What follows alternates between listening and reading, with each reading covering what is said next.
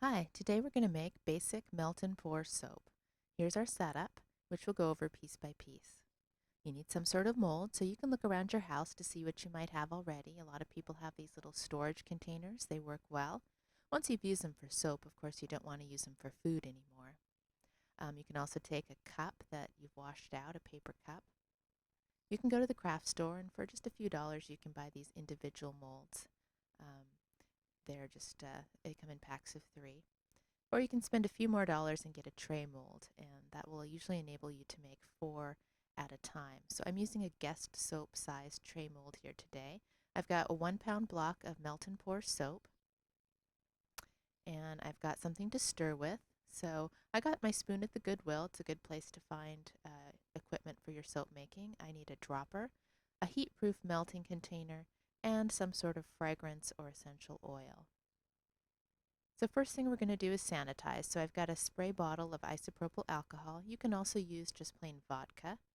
And I'm going to give all my equipment a spritz and let it air dry. And this will help to sanitize it.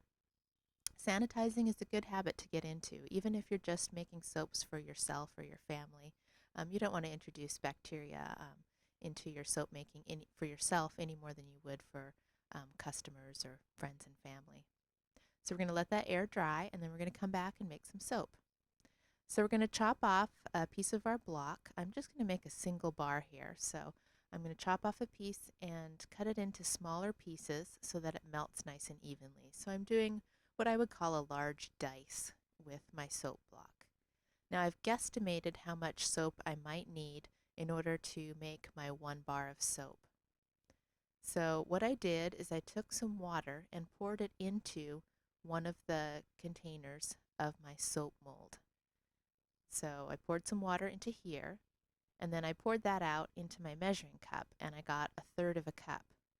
So we know that the block is 1 pound, and 1/4 of that would be about 4 ounces. 4 ounces is about a half a cup, and so I'm using slightly less than that, and that's going to be my guesstimate. So I'm going to load up my cubes into my melting container.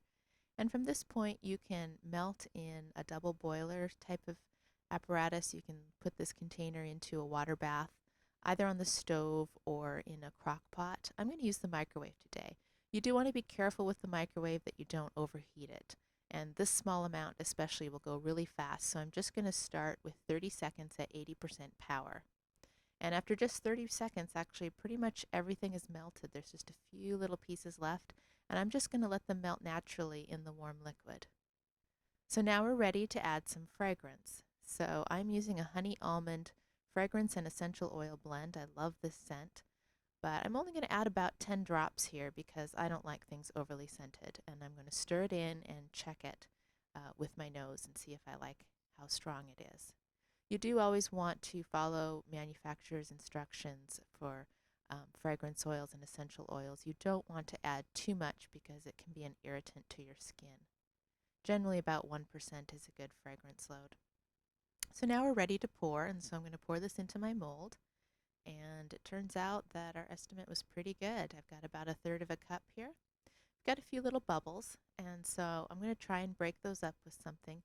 Some people also put a little spritz of isopropyl alcohol over the surface to get rid of bubbles. I'm just using this for myself, so I don't really care if there's a few bubbles left over in there. Now we're just going to let this harden, and when it's unmolded, it looks like this.